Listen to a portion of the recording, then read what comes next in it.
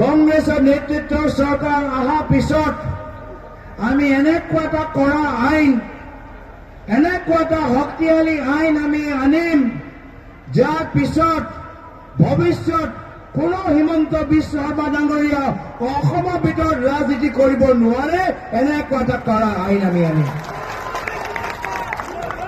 এনেকুৱা এটা আইন আনিম কি যদি কোনোবাই হিমন্ত বিশ্ব শৰ্মা ডাঙৰীয়াৰ দৰে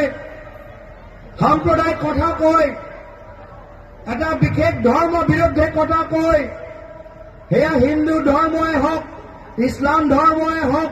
খ্ৰীষ্টিয়ান ধৰ্মই হওক, জৈন ধৰ্মই হওক, বৌদ্ধ ধৰ্মই হওক,